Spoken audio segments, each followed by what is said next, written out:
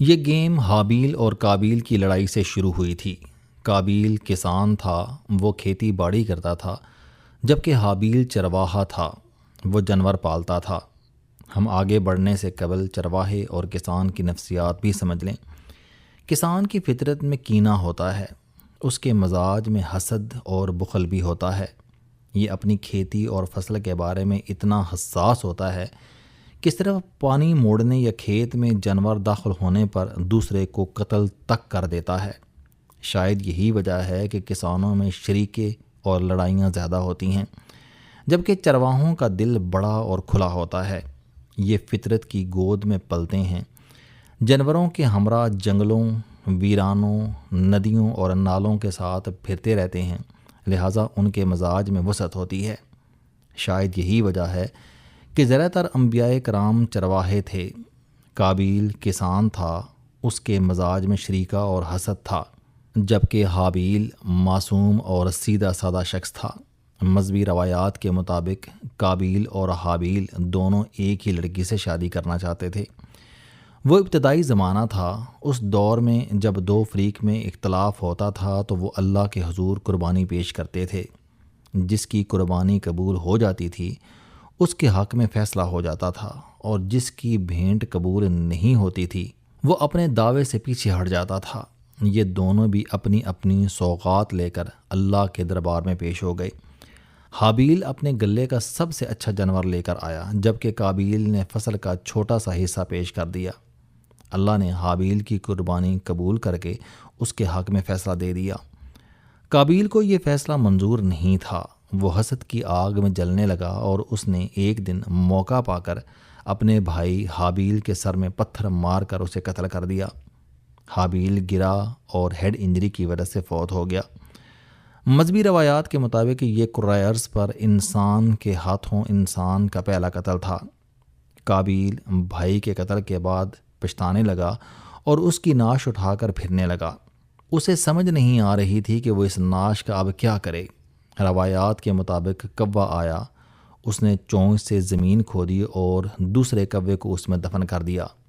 کابیل کو میت کو دفنانے کا آئیڈیا مل گیا اور اس نے گڑھا کھود کر حابیل کو دفن کر دیا۔ دنیا میں قتل کی پہلی کہانی ختم ہو گئی، لیکن یہ اپنے پیچھے چند ایسے سوال چھوڑ گئی جن کے جواب آج تک تلاش کیے جا رہے ہیں، اور وہ سوال یہ ہیں۔ پہلا سوال، کیا انسان حابیل اور کابیل تک پہنچ کر کھیتی باڑی اور غلہ بانی سیکھ چکا تھا؟ اگر ہاں تو اس کا مطلب ہے کہ اس نے کھیتی باڑی کے آلات بھی ایجاد کر لیے ہوں گے، اور یہ مفید اور غیر مفید فصلوں اور جانوروں کے بارے میں بھی ٹھیک ٹھاک جان چکا ہوگا۔ اگر اس کا جواب بھی ہاں ہے تو پھر جنت سے بے دخلی اور دنیا کے پہلے قتل کے درمیان کم از کم 1000 سال کا فاصلہ ہونا چاہیے۔ دوسرا سوال، صرف کوے نے انسان کی رہنمائی کیوں کی؟ کیا یہ انسان سے پہلے زمین پر موجود تھا اور یہ جانتا تھا کہ مردوں کو کیسے دفن کیا جاتا ہے؟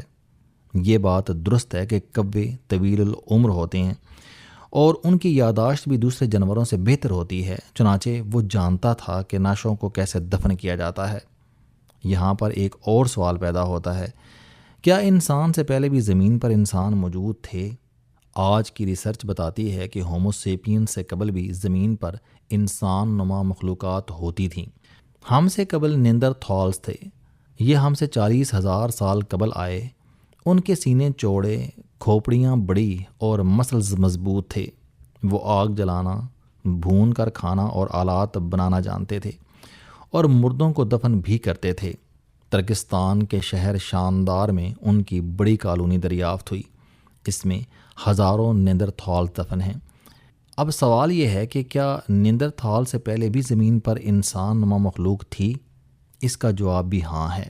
نیندرتھال سے پہلے زمین پر ہومو ہائیڈل برگنسز تھے۔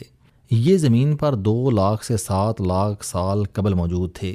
یہ بھی سیدھے چلتے تھے، آگ جلاتے تھے، کھانا پکاتے تھے، جانور پالتے تھے اور قبیلوں کی شکل میں رہتے تھے۔ اور ان سے قبل ہومو اینسیسٹرز تھے، یہ 12 لاکھ سال قبل آئے۔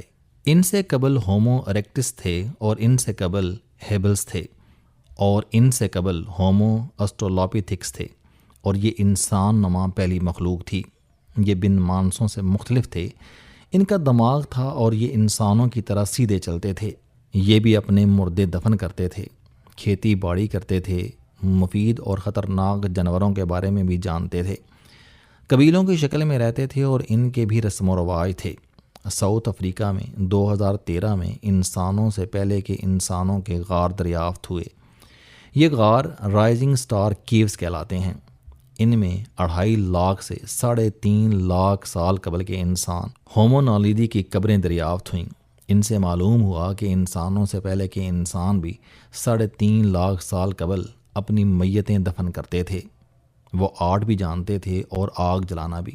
اسپین کے شہر سمادی لاس ہیوسس سے 4,30,000 سال پرانی انسانی کھوپڑی ملی تھی، جس پر کسی اوزار کے 2 زخم تھے۔ فرانزک سے ثابت ہوا کہ اسے کسی نے سر پر کاری ضرب لگا کر قتل کیا۔ یہ اب تک کی تاریخ کا پہلا مقتول تھا اور یہ نیندرتھال سے قبل کے انسانوں سے تعلق رکھتا تھا۔ اس طرح کینیا کے شہر ناتروک سے 10,000 سال قبل کے قتل عام کے شواہد ملے۔ یہ جنگ میں مارے جانے والے 27 لوگوں کی لاشیں ہیں۔ ان کے جسموں پر ہتھوڑی نما آلوں اور تیروں کے زخم تھے۔ یہ انسانی تاریخ کی پہلی جنگ کا ثبوت ہے۔ اور اسی طرح آسٹریا سے اوزی نام کے ایک انسان کی لاش بھی ملی۔ یہ 5300 سال پہلے فوت ہوا۔ وہ برفانی علاقے کا رہنے والا انسان تھا، وہ بھی قتل ہوا اور اس کی لاش گلیشیئر میں دفن ہو گئی۔ یہ 1991 میں دریافت ہوئی اور اوزی وادی کی وجہ سے اس کا نام اوزی رکھ دیا گیا۔ اب سوال یہ ہے کہ حابیل اور قابیل لڑنے اور مرنے والے پہلے انسان تھے تو پھر اوزی کون تھا؟ ناتروک میں 10,000 سال قبل مرنے والے لوگ کون تھے؟ لاس ہیوسس سے ملنے والا 4,30,000 سال قدیم مقتول کون تھا؟ اور سٹار کیوز میں 3.5 لاکھ سال قبل مدفون ہونے والے لوگ کون ہیں؟ اگر یہ ہیں تو پھر اس کا مطلب ہے کہ حابیل اور قابیل سے پہلے بھی زمین پر انسان یا انسان نما مخلوق موجود تھی۔ وہ بھی آگ جلاتی تھی، کھیتی باڑی کرتی تھی، جانور پالتی تھی، غاروں اور بستیوں میں قبیلوں کی شکل میں رہتی تھی، بولتی چالتی تھی، آرٹ جانتی تھی، آلات بناتی تھی، جنگ لڑتی تھی اور اپنے مردے دفن کرتی تھی۔ اب اگلا سوال یہ ہے کہ پھر حابیل اور قابیل ان سے کیوں مختلف تھے؟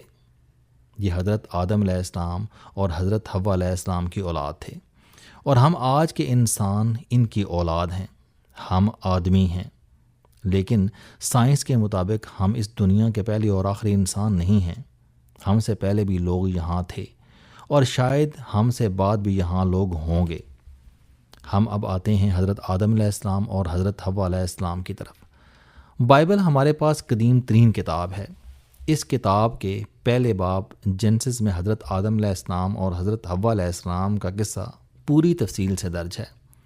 باقی تفاصیل قرآن مجید میں ہیں۔ بائبل بتاتی ہے کہ حضرت آدم علیہ السلام کو اللہ تعالیٰ نے بنایا اور اسے گارڈن آف ایڈن میں رکھا۔ اب یہ گارڈن آف ایڈن یعنی جنت کہاں تھی؟ اس کے بارے میں بائبل کے باب جینسس یعنی بنیاد میں لکھا ہے کہ یہ وہاں تھی جہاں 4 دریا ملتے ہیں۔ یہ دریا دجلہ، فرات، پشن اور گیون ہیں۔ تورات اور محققین کے مطابق یہ جگہ آج کے عراق میں بصرہ سے 130 کلومیٹر کے فاصلے پر تھی، اور یہ اب خلیج فارس میں زیر آب آ چکی ہے۔ مجھے وہاں جانے اور اس مقام کو دیکھنے کا موقع مل چکا ہے۔ دنیا کے قدیم ترین دریائے دجلہ اور فرات ترکی سے نکل کر عراق کے قصبے القرا میں پہنچ کر آپس میں مل جاتے ہیں۔ تیسرا دریا ایران سے یہاں آیا تھا اور چوتھا دریا سعودی عرب سے آتا تھا۔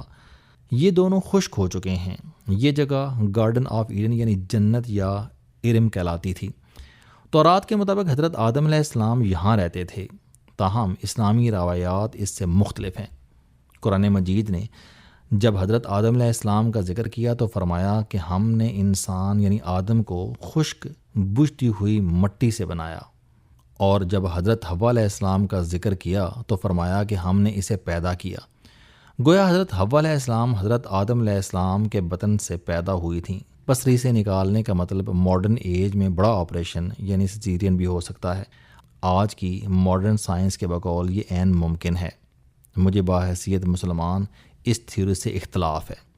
بہرحال قصہ مختصر، حضرت آدم علیہ السلام اور حضرت حوا علیہ السلام ایڈن یا جنت میں رہتے تھے۔ اللہ تعالیٰ نے انہیں ایک درخت کا پھل کھانے سے منع فرمایا۔ بائبل کے بقول وہ سیب یا سیب نما درخت تھا، جبکہ اسلامی روایات کے مطابق وہ گندم تھی یا سیب تھا۔ آج کے محققین کے مطابق وہ زمین کا کوئی ٹکڑا تھا، کیونکہ سیب ہو یا گندم یہ زمین کے درخت یا پھل ہیں۔ مذاہب میں جہاں بھی جنت کا ذکر آیا اس میں ان نعمتوں کا ذکر کیا گیا جو زمین پر موجود ہیں، مثلا درخت، دودھ، شہد، محلات، انگور، انار، حوریں یعنی خوبصورت عورتیں اور چرند پرند، یہ سب زمینی نعمتیں ہیں۔ بہرحال قصہ مزید مختصر، حضرت آدم علیہ السلام جنت سے نکالے گئے اور یہ جگہ بعد ازاں غالباً طوفان نوح کی وجہ سے پانی میں گم ہو گئی اور اس کی جگہ خلیج فارس بن گئی۔ حضرت ابراہیم علیہ السلام نے اپنے شہر ایر سے نکلنے والے اس مقام کا تعین فرمایا تھا۔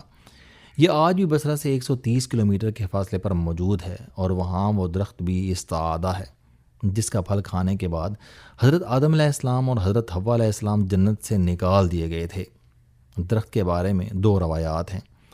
یہ حقیقتاً حضرت آدم علیہ السلام اور حضرت حوا علیہ السلام سے منسوب درخت ہے۔ دوسری روایت یہ کہ حضرت ابراہیم علیہ السلام نے بطور نشانی یہاں لگایا تھا۔ بہرحال یہ مقام اور اس کی نشانیاں آج بھی موجود ہیں، اور آپ وہاں جا کر اس کی زیارت بھی کر سکتے ہیں۔ مجھے بھی یہ موقع مل چکا ہے۔ ہم اگر یہ دعویٰ تسلیم کر لیں تو پھر نسل آدم نے مڈل ایسٹ میں پرورش پائی تھی، اور ہماری زندگی کا سارا کھیل اس خطے سے شروع ہوا تھا جہاں آج زندگی کے خاتمے کی جنگ شروع ہو چکی ہے۔